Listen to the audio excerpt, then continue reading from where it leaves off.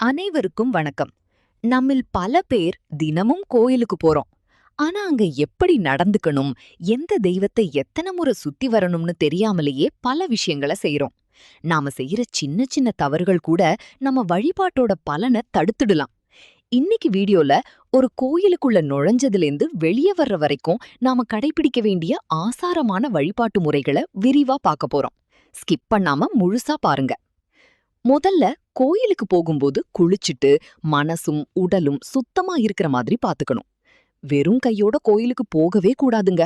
உங்களால முடிஞ்ச அளவுக்கு ஒரு தேங்காய், பழம், வெற்றிலை பாக்கு, கொஞ்சம் பூ இதையெல்லாம் வாங்கிட்டு போறது ரொம்ப விசேஷம். கோயில் கோபுரத்தை பார்த்ததுமே முதல்ல ஒரு கும்பிடு போடுங்க. கோபுர தரிசனம் கோடி புண்ணியம்னு சும்மாவா சொன்னாங்க? அதுக்கப்புறம் தான் உள்ள நுழையணும். சிவன் கோயிலா இருந்தா வில்வம், பெருமாள் கோயிலா இருந்தா துளசி இத அர்ச்சனைக்கு கொண்டு போறது ரொம்ப நல்லது. நமஸ்காரம் மற்றும் வலம் வரும் முறை. நமஸ்காரம் செய்யறதுல ஒரு முக்கியமான விதி இருக்கு. கொடிமரத்துக்கு முன்னாடி விழுந்து கும்பிடக்கூடாது. கொடிமரத்துக்கு வெளியே தான் விழுந்து நமஸ்காரம் பண்ணணும். அப்படி பண்ணும்போது உங்க கால் தெற்கு அல்லது மேற்கு திசைய பார்த்திருக்கணும். வடக்கு கிழக்கு பக்கம் கால் நீட்டி விழுந்து கும்பிடவே கூடாது. அடுத்ததா தெய்வங்களை எத்தனை முறை சுத்தி வரணும்னு ஒரு கணக்கு இருக்கு. சூரிய பகவான் 2 முறை, அம்பாள் மற்றும் விஷ்ணு 4 முறை, ஆஞ்சநேயர் 5 முறை. இப்படிதான் சுத்தி வரணும். இன்னொன்னு கவனிங்க, மூலவருக்கு அபிஷேகம் நடந்துட்டு இருக்கும்போது பிரகாரத்தை சுத்தக்கூடாது. அபிஷேகத்தை பார்த்தா கண்டிப்பா அலங்காரத்தையும் பார்த்துட்டு தான் வரணும். கோயிலுக்குள்ள போயிட்டு பக்கத்துல இருக்கிறவங்க கிட்ட ஊர்க்கதை பேசக்கூடாது. அங்க ஒன்லி சிவநாமம் அல்லது நாராயண நாமம் மட்டும்தான் மனசுல இருக்கணும்.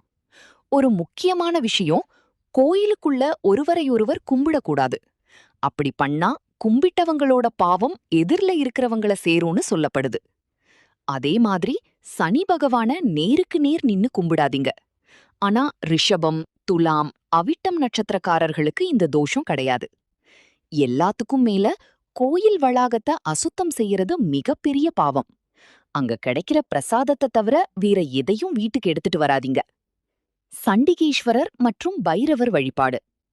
சிவன் கோயில்ல சண்டிகேஸ்வரர் சன்னதிக்கு முன்னாடி போய் நூலை கிழிச்சு போடுறது, கை தட்டுறது இதெல்லாம் செய்யாதீங்க.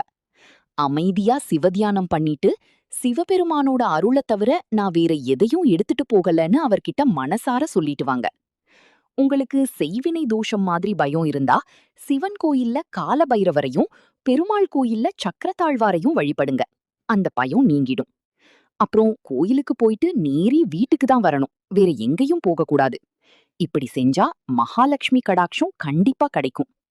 இந்த தகவல்கள் உங்களுக்கு பயனுள்ளதா இருந்திருக்கும்னு நம்புறேன். ஓம் முருகா என்று கமெண்டில் சொல்லுங்கள். இந்த வீடியோவை உங்க நண்பர்களுக்கும் ஷேர் பண்ணுங்க. மறக்காம நம்ம சேனலை சப்ஸ்கிரைப் பண்ணிடுங்க. நன்றி.